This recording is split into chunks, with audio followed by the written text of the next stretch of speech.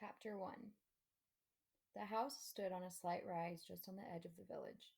It stood on its own and looked out over a broad spread of West Country farmland.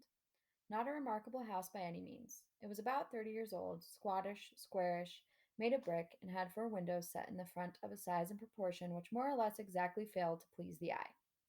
The only person for whom the house was in any way special was Arthur Dent, and that was only because it happened to be the one he lived in. He had lived in it for about 3 years, ever since he had moved out of London because it made him nervous and irritable. He was about 30 as well, tall, dark haired, and never quite at ease with himself. The thing that used to worry him most was the fact that people always used to ask him what he was looking so worried about. He worked in local radio, which he always used to tell his friends was a lot more interesting than they probably thought. It was, too, most of his friends worked in advertising. On Wednesday night it had rained very heavily, the lane was wet and muddy, but the Thursday morning sun was bright and clear as it shone on Arthur Dent's house for what was to be the last time. It hadn't properly registered yet with Arthur that the council wanted to knock it down and build a bypass instead. At 8 o'clock on Thursday morning, Arthur didn't feel very good. He woke up blearily, got up, wandered blearily round his room, opened a window, saw a bulldozer, found his slippers, and stomped off to the bathroom to wash. Toothpaste on the brush, so. Scrub. Shaving mirror, pointing at the ceiling. He adjusted it. For a moment it reflected a second bulldozer through the bathroom window. Properly adjusted, it reflected Arthur Dent's bristles. He shaved them off, washed, dried, and stomped off to the kitchen to find something pleasant to put in his mouth. Kettle, plug, fridge, milk, coffee, yawn. The word bulldozer wandered through his mind for a moment in search of something to connect with. The bulldozer outside the kitchen window was quite a big one. He stared at it. Yellow, he thought, and stomped off back to his bedroom to get dressed. Passing the bathroom, he stopped to drink a large glass of water and another. He began to suspect that he was hungover. Why was he hungover? Had he been drinking the night before? He supposed that he must have been. He caught a glint in the shaving mirror. Yellow, he thought, and stomped on to the bedroom. He stood and thought. The pub, he thought. Oh dear, the pub. He vaguely remembered being angry, angry about something that seemed important. He'd been telling people about it at great length. He rather suspected. His clearest visual recollection was of glazed looks on other people's faces. Something about a new bypass he just found out about. It had been in the pipeline for months, only no one seemed to have known about it. Ridiculous. He took a swig of water. It would sort itself out. He'd decided. No one wanted a bypass. The council didn't have a leg to stand on. It would sort itself out. God, what a terrible hangover it had earned him, though. He looked at himself in the wardrobe mirror. He stuck out his tongue. Yellow, he thought. The word yellow wandered through his mind in search of something to connect with. 15 seconds later, he was out of the house and lying in front of a big yellow bulldozer that was advancing up his garden path. Mr. L. Prosser was, as they say, only human. In other words, he was a carbon based bipedal life form descended from an ape. More specifically, he was 40, fat, and shabby, and worked for the local council. Curiously enough, though he didn't know it, he was also a direct male line descendant of Genghis Khan, though intervening generations and racial mixing had so juggled his genes that he had no discernible Mongoloid characteristics, and the only vestiges left in Mr. El Prosser of his mighty ancestry were a pronounced stoutness about the tum and a predelication for little fur hats. He was by no means a great warrior. In fact, he was a nervous, worried man. Today he was particularly nervous and worried because something had gone seriously wrong with his job, which was to see that Arthur Dent's house got cleared out of the way before the day was out. Come off it, Mr. Dent, he said. You can't win, you know. You can't lie in front of the bulldozer indefinitely. He tried to make his eyes blaze fiercely, but they just wouldn't do it. Arthur lay in the mud and squelched at him. I'm game, he said. We'll see who rusts first. I'm afraid you're going to have to accept it, said Mr. Prosser, gripping his fur hat and rolling it round the top of his head. This bypass has got to be built, and it's going to be built. First I've heard of it, said Arthur. Why, it's got to be built. Mr. Prosser shook his finger at him for a bit, then stopped and put it away again. What do you mean, why's it got to be built? He said. It's a bypass. You've got to build bypasses.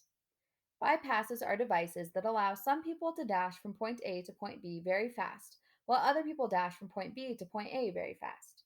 People living at point C, being a point directly in between, are often given to wonder what's so great about point A that so many people from point B are so keen to get there, and what's so great about point B that so many people from point A are so keen to get there. They often wished that people would just once and for all work out where the hell they wanted to be. Mr. Prosser wanted to be at Point D. Point D wasn't anywhere in particular. It was just any convenient point a very long way from points A, B, and C. He would have a nice little cottage at Point D, with axes over the door, and spend a pleasant amount of time at Point E, which would be the nearest pub to Point D. His wife, of course, wanted climbing roses, but he wanted axes. He didn't know why, he just liked axes. He flushed hotly under the derisive grins of the bulldozer's driver. He shifted his weight from foot to foot, but it was equally uncomfortable on each. Obviously, somebody had been appallingly incompetent, and he hoped to God it wasn't him. Mr. Prosser said, "You were quite entitled to make any suggestions or protests at the appropriate time, you know." "Appropriate time?" hooted Arthur. "Appropriate time? The first I knew about it was when a workman arrived at my house yesterday. I asked him if he'd come to clean the windows, and he said no, he'd come to demolish the house. He didn't tell me straight away, of course. Oh, no. First he wiped a couple of windows and charged me a fiver. Then he told me. But, Mr. Dent, the plans have been available in the local planning office for the last 9 months." "Oh, yes. Well, as soon as I heard, I went straight round to see them yesterday afternoon. You hadn't exactly gone out of your way to call attention to them, had you? I mean, like actually tell anybody or anything? But the plans were on display. On display? I eventually had to go down to the cellar to find them. That's the display department. With a flashlight. Ah, well, the lights had probably gone. So had the stairs. But look, you found the notice, didn't you?" "Yes," said Arthur. "Yes, I did. It was on display in the bottom of a locked filing cabinet stuck in a disused lavatory with a sign on the door saying, 'Beware of the leopard.'" A cloud passed overhead. It cast a shadow over Arthur Dent as he lay propped up on his elbow in the cold mud. It cast a shadow over Arthur Dent's house. Mr. Prosser frowned at it. "It's not as if it's a particularly nice house," he said. "I'm sorry, but I happen to like it." "You'll like the bypass." "Oh, shut up," said Arthur Dent. "Shut up and go away and take your bloody bypass with you. You haven't got a leg to stand on, and you know it." Mr. Prosser's mouth opened and closed a couple of times, while his mind was for a moment filled with inexplicable but terribly attractive visions of Arthur Dent's house being consumed with fire, and Arthur himself running screaming from the blazing ruin, with at least 3 hefty spears protruding from his back. Mr. Prosser was often bothered with visions like these, and they made him feel very nervous. He stuttered for a moment and then pulled himself together. "Mr. Dent," he said. "Hello, yes," said Arthur. "Some factual information for you. Have you any idea how much damage that bulldozer would suffer if I just let it roll straight over you?" "How much?" said Arthur. "None at all," said Mr. Prosser, and stormed nervously off, wondering why his brain was filled with 1,000 hairy horsemen all shouting at him. By a curious coincidence, none at all is exactly how much suspicion the ape descendant Arthur Dent had that one of his closest friends was not descended from an ape, but was in fact from a small planet somewhere in the vicinity of Betelgeuse, and not from Guildford as he usually claimed. Arthur Dent had never, ever suspected this.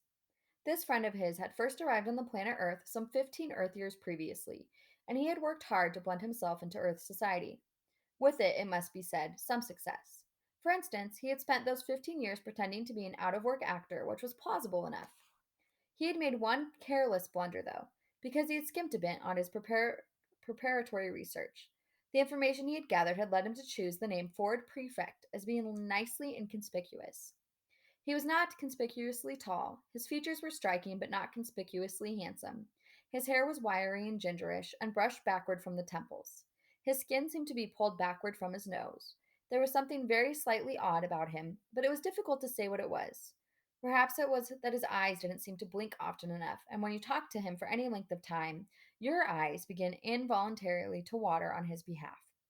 Perhaps it was that he smiled slightly too broadly and gave people the unnerving impression that he was about to go for their neck. He struck most of the friends he had made on Earth as an eccentric but a harmless one, an unruly boozer with some oddish habits. For instance, he would often gate crash university parties, get badly drunk, and start making fun of any astrophysicist he could find till he got thrown out. Sometimes he would get seized with oddly distracted moods and stare into the sky as if hypnotized until someone asked him what he was doing. Then he would start guiltily for a moment, relax, and grin. "Oh, just looking for flying saucers," he would joke, and everyone would laugh and ask him what sort of flying saucers he was looking for. "Green ones," he would reply with a wicked grin, laugh wildly for a moment, and then suddenly lunge for the nearest bar and buy an enormous round of drinks. Evenings like this usually ended badly. Ford would get out of his skull and whiskey, huddle in a corner with some girl, and explain to her in slurred phrases that honestly the color of the flying saucers didn't matter that much, really. Thereafter, staggering semi paralytic down the night streets, he would often ask passing policemen if they knew the way to Beetlejuice. The policeman would usually say something like, "Don't you think it's about time you went off home, sir?" "I'm trying to, baby, I'm trying to," is what Ford invariably replied on these occasions. In fact, what he was really looking for when he stared distractedly into the sky was any kind of flying saucer at all. The reason he had said green was that green was the traditional space livery of the Beetlejuice trading scouts. Ford Prefect was desperate that any flying saucer at all would arrive soon because 15 years was a long time to get stranded anywhere, particularly as somewhere as mind-bogglingly dull as the Earth. Ford wished that a flying saucer would arrive soon because he knew how to flag flying saucers down and get lifts from them. He knew how to see the marvels of the universe for less than 30 Altarian dollars a day. In fact, Ford Prefect was a roving researcher for the wholly remarkable book, The Hitchhiker's Guide to the Galaxy. Human beings are great adapters, and by lunchtime, life in the environs of Arthur's house had settled into a steady routine.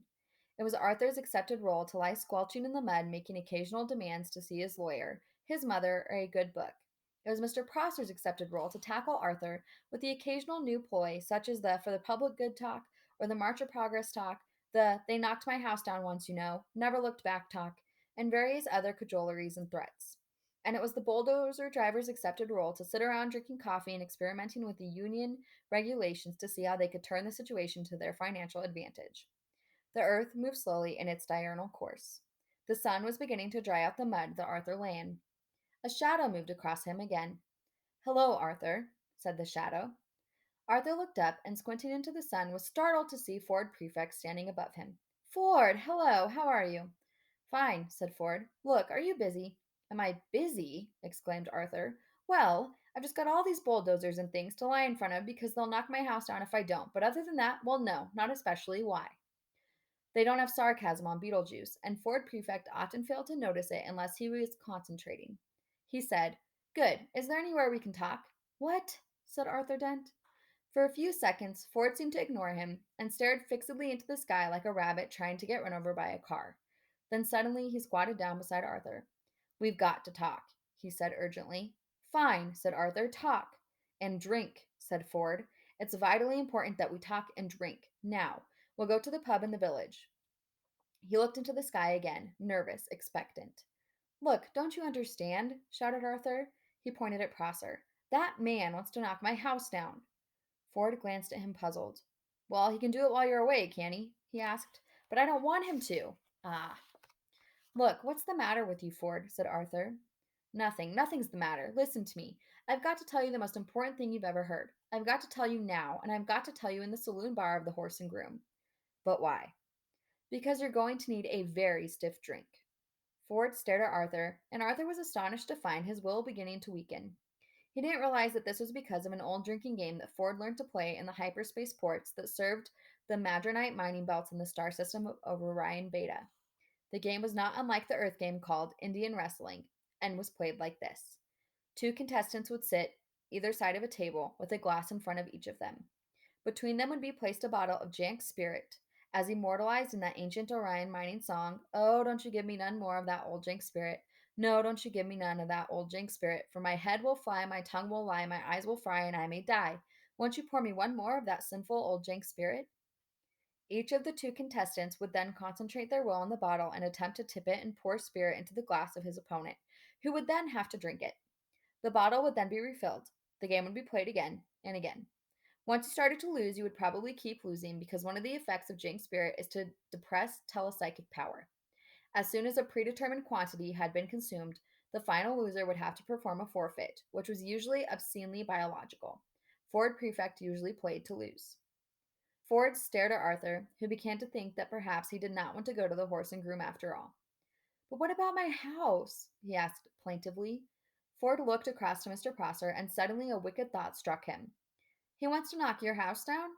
"Yes, he wants to build—" "And he can't because you're lying in front of his bulldozer." "Yes, and—" "I'm sure we can come to some arrangement," said Ford. "Excuse me," he shouted.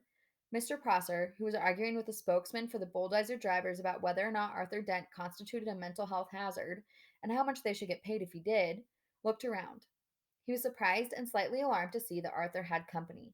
Yes, hello, he called. Has Mr. Dent come to his senses yet? Can we, for the moment, called Ford, assume that he hasn't? Well, sighed Mr. Prosser. And can we also assume, said Ford, that he's going to be staying here all day? So, so all your men are going to be standing around all day doing nothing? Could be, could be. Well, if you're resigned to doing that anyway, you don't actually need him to lie here all the time, do you? What? You don't, said Ford patiently, actually need him here. Mr. Prosser thought about this. Well, no, not as such, he said. Not exactly need. Prosser was worried. He thought that one of them wasn't making a lot of sense. Ford said, so if you would like to just take it as read that he's actually here, then he and I could slip off down to the pub for half an hour. How does that sound? Mr. Prosser thought it sounded perfectly potty. That sounds perfectly reasonable, he said in a reassuring tone of voice, wondering who he was trying to reassure. And if you want to pop off for a quick one yourself later on, said Ford, we can always cover for you in return. Thank you very much, said Mr. Prosser, who no longer knew how to play this at all. Thank you very much. Yes, that's very kind. He frowned, then smiled, then tried to do both at once, failed, grasped hold of his fur hat, and rolled it fitfully round the top of his head. He could only assume that he had just won. So, continued Ford Prefect, if you would just like to come over here and lie down. What? Said Mr. Prosser. I'm sorry, said Ford. Perhaps I hadn't made myself fully clear. Somebody's got to lie in front of the bulldozers, haven't they? Or there won't be anything to stop them driving into Mr. Dent's house, will there? What? Said Mr. Prosser again. It's very simple, said Ford. My client, Mr. Dent, says that he will stop lying here in the mud on the sole condition that you come and take over for him. What are you talking about? Said Arthur, but Ford nudged him with his shoe to be quiet. You want me, said Mr. Prosser, spelling out this new thought to himself, to come and lie there? Yes. In front of the bulldozer? Yes. Instead of Mr. Dent? Yes. In the mud. In, as you say, the mud. As soon as Mr. Prosser realized that he was substantially the loser after all, it was as if a weight lifted itself off his shoulders. This was more like the world as he knew it. He sighed. In return for which you will take Mr. Dent with you down to the pub. That's it, said Ford. That's it exactly. Mr. Prosser took a few nervous steps forward and stopped. Promise, he said. Promise, said Ford. He turned to Arthur. Come on, he said to him. Get up and let the man lie down. Arthur stood up, feeling as if he was in a dream. Ford beckoned to Prosser, who sadly, awkwardly sat down in the mud. He felt that his whole life was some kind of dream, and he sometimes wondered whose it was and whether they were enjoying it. The mud folded itself round his bottom and his arms and oozed into his shoes. Ford looked at him severely. And no sneaky knocking Mr. Dent's house down while he's away, all right? He said. The mere thought, growled Mr. Prosser, hadn't even begun to speculate. He continued, settling himself back, about the merest possibility of crossing my mind. He saw the bulldozer driver's union representative approaching and let his head sink back and closed his eyes. He was trying to marshal his arguments for proving that he did not now constitute a mental health hazard himself. He was far from certain about this. His mind seemed to be full of noise, horses, smoke, and the stench of blood. This always happened when he felt miserable or put upon, and he had never been able to explain it to himself. In a high dimension of which we know nothing, the mighty Khan bellowed with rage, but Mr. Prosser only trembled slightly and whimpered. He began to feel little pricks of water behind his eyelids. Bureaucratic hawk-ups, angry men lying in mud, indecipherable strangers handing out inexplicable humiliation, and an unidentified army of horsemen laughing at him in his head. What a day. What a day. Ford Prefect knew that it didn't matter a pair of dingo's kidneys whether Arthur's house got knocked down or not now. Arthur remained very worried. But can we trust him? He said. Myself, I trust him to the end of the earth, said Ford. Oh, yes, said Arthur. And how far is that? About 12 minutes away, said Ford. Come on. I need a drink.